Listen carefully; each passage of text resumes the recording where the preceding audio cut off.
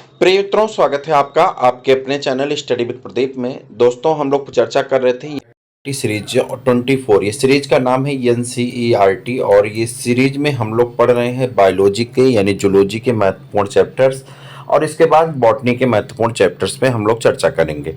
आज जिस टॉपिक पे हम लोग चर्चा करने वाले हैं वो अलग अलग टॉपिक्स यहाँ पे दी गई, लेकिन मेन टॉपिक आपका है respiratory volumes and its capacity. तो इसके बारे में हम लोग चर्चा करेंगे, कौन सा कितना एयर हमारी बॉडी में जरूरी है। यह एनसीईआरटी पॉइंट से ही लिखे हैं, तो आई होप कि आप सबको ये मजा आएगा पढ़ करके। और यहाँ से प्रश्न भी आपके एग्जाम में पूछे गए हैं, मैं सेल्फ इवैल्यूएशन में आपको ऐसे प्रश्नों को भी दिखाऊंगा। चलिए स्टार्ट करते हैं। पहले सबसे पहला जो है रिस्पायरेटरी वॉल्यूम्स एंड कैपेसिटी, तो इसमें पहला है टाइडल वॉल्यूम। टाइडल वॉल्यूम में अगर आप देखें तो वॉल्यूम ऑफ एयर इंस्पायर्ड और एक्सपायर्ड कह रहा है कि जब हम सांस लेते हैं तो उस समय नॉर्मल सांस लेने में कितनी सांस को अंदर ले जाते हैं और कितनी सांस को हम बाहर छोड़ते हैं, यानी उसकी मात्रा कितनी होती है, इस घटना को हम लोग टाइडल वॉल्यूम के नाम से जानते हैं। आपको बता दें ड्यूरिंग नॉर्मल रिस्पायरेशन, जब हम नॉर्मल श्वसन करते हैं, नॉर्मल ब्रीथिंग करते हैं, तो लगभग अप्रॉक्सीमेटली 500 ml एयर को हम लोग इनटेक करते हैं। कितना? 500 ml एयर को हम लोग इंटेक करते हैं।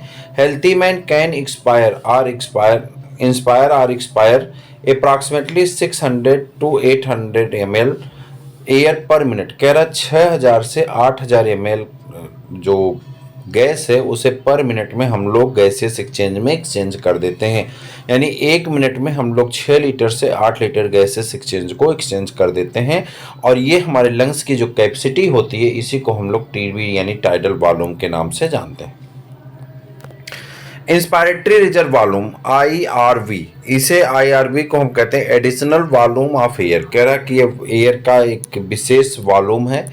ए person can expire by the forcible inspiration. कह रहा है कि एक इंसान जो है बलपूर्वक कितनी सांस को खींच सकता है, इसी को हम लोग क्या कहते हैं बताइए? इंस्पायरेटरी रिजर्व वॉल्यूम कहते हैं, यानी जबरदस्ती आप कितनी सांस को ले सकते हैं।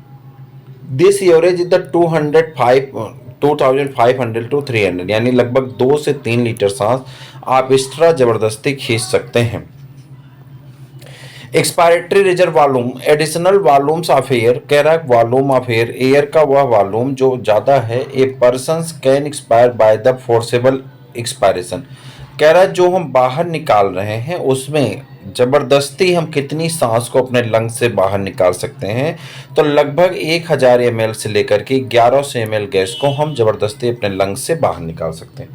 पहली कंडीशन कि हम जब सांस ले रहे हैं तो जबरदस्ती हम सांस को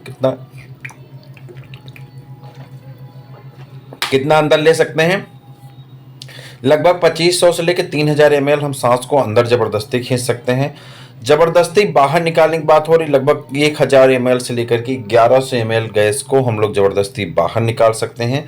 रिजिडुअल वॉल्यूम इसे कहते हैं अवशेषी, कितना बचता है। अब योरे से सोच लीजिए 2500 ml हम खींच रहे हैं और निकाल रहे हैं 1100 ml, तो बचेगा कितना? लगभग तो आपका 1300 ml बच जाना चाहिए।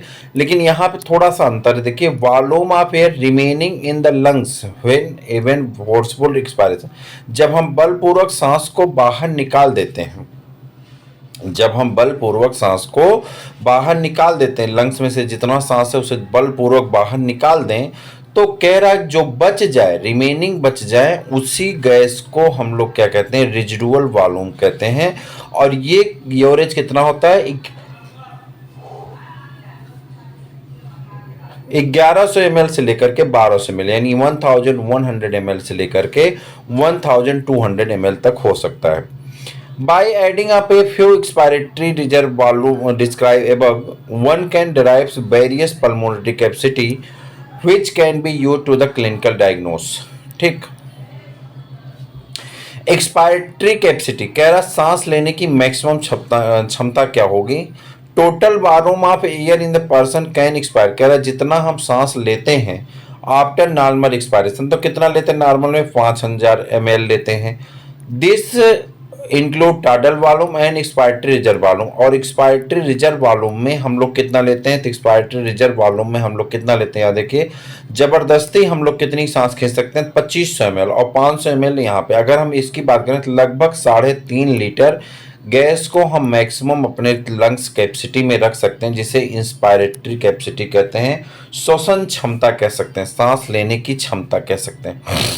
सांस निकालने की क्षमता एक्सपायरेटरी रिजर्व वॉल्यूम की अगर हम बात करते हैं, कह रहा total volume of the air a person can expire after a normal inspiration. कह रहा टोटल जो सांस हम लोग लेते हैं उसे कितना हम निकाल सकते हैं, इसे हम लोग क्या कहते हैं, टोटल एक्सपायरेटरी कैपेसिटी कहते हैं।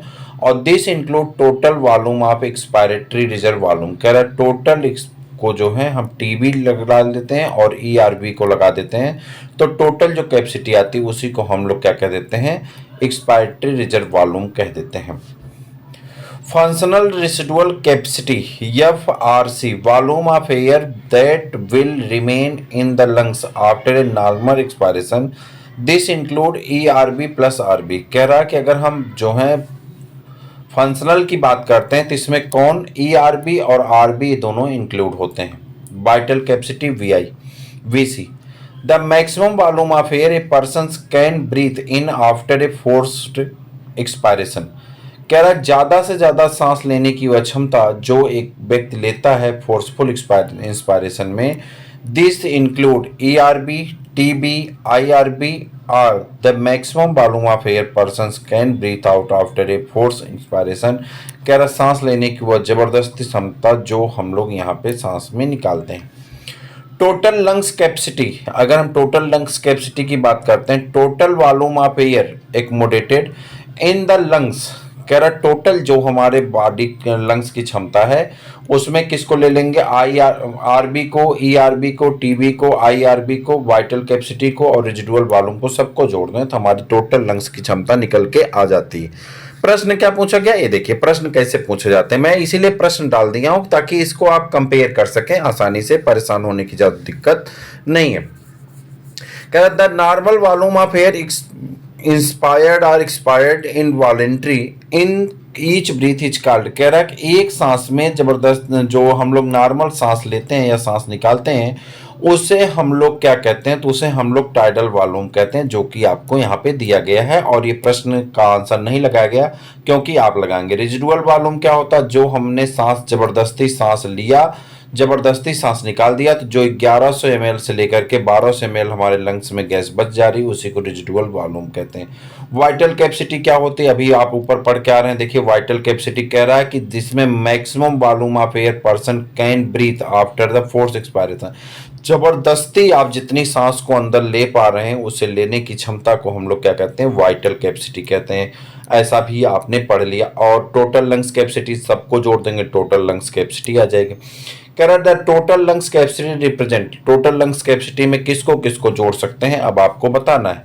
तो देखिए यहाँ पे टोटल लंग्स कैपेसिटी, इसका भी आंसर आपको ऊपर दिया गया, देखिए कह रहा this include IRB, ERB, TB, IRB और वाइटल, या तो क्या कर सकते हैं वाइटल कैपेसिटी, रेजिडुअल वॉल्यूम। तो वाइटल कैपेसिटी, रेजिडुअल वॉल्यूम, इन दोनों को जोड़ दीजिए तो हमारी टोटल लंग्स की कैपेसिटी निकल के आ जाती है। कह रहा है the capacity of lungs of air are the healthy man about. कह रहा है कि लंग्स की कैपेसिटी कितनी होती है, तो हमारे लंग्स की कैपेसिटी है 6000 से 8000, ऐसा हमारी NCERT में दिया गया है, ठीक है। लेकिन UPSC SSB यानी उत्तर प्रदेश माध्यमिक शिक्षा चयन आयोग के द्वारा ये प्रश्न पूछा गया और इसका उत्तर आयोग के द्वारा इसको सही माना गया, क्योंकि ऑप्शन में ऐसा कोई नहीं था। अच्छा, टोटल ना लिखा होता तो एक बार के लिए हम कहा गया यहाँ पे the capacity of lungs for air of the healthy man is about, तो हम इसको 500 मान सकते थे, लेकिन इसने आंसर जो है आयोग ने इसको माना है, UPSSC ने, जो प्रश्न गलत है और कोर्ट में मामला गया था लेकिन एक क्लियर नहीं हुआ। 2005 में ये प्रश्न TGT में पूछा गया था, PYQ में अगर आप देखेंगे तो ये प्रश्न आपको देखने को मिल जाएगा। For a healthy man the tidal volume of lungs. कह रहा हेल्दी मैन में टाइडल वॉल्यूम लंग्स का कितना होता है, तो ये तो जनरल सा क्वेश्चन है, आप बता सकते हैं कितना होता है, 500 ml होता है। A man's expired air contain oxygen is. कह रहा जो मैन सांस को निकालता है उसमें ऑक्सीजन की मात्रा कितनी होती, 16% होती है। Residual volume is, residual volume को क्या कह सकते हैं, greater than the tidal volume, tidal volume से ज्यादा होता है। A person breathe in a some volume of the air or forced expiration after having the forced expiration. This quantity is called total lungs capacity. आगे बढ़िए. Lungs are made up of air-filled sac alveoli do not collapse even after forceful expiration because इसे क्या कहते हैं? Residual volume कह देते हैं. Lungs do not collapse between the breath and some airs always remaining in the lungs which can never be expelled because कह रहा ऐसी कंडीशन को there is no negative interpleural pressures pulling on the lungs wall up. आगे ये according to Boyle's law के हिसाब से the product of the pressure and volume and the constant hence कह रहा जो प्रोडक्ट है प्रेशर का वो और वॉल्यूम कितना होता है कह रहा the volume of the lungs increased the pressure decreases कह रहा जब प्रेशर घटता है तो लंग्स का वॉल्यूम क्या होता है बढ़ जाता है. एक्सचेंज ऑफ गैसेस एल्बोली are the primary site of the exchange of gases कह रहा है एल्बोली जो है गैस को एक्सचेंज करने की प्राइमरी साइट होती है. Exchange of gases also occur between blood and tissue कह रहा गैसों का एक्सचेंज होना क्या ब्लड और टिश्यू में इंक्लूड होता है. Oxygen and carbon die are exchange in these sites by the simple diffusion. Oxygen और कार्बन डाइऑक्साइड यहाँ पे सिंपल डिफ्यूजन के माध्यम से क्या करते हैं अलग अलग होते हैं. एक्सचेंज ऑफ गैसेस बड़ी टॉपिक है, इसको हम लोग अगले वीडियो में डिस्कस करेंगे. तो आज के लिए इतना ही, फिर मिलते हैं हम लोग किसी और वीडियो में. तब तक के लिए इजाजत दीजिए. जय हिंद.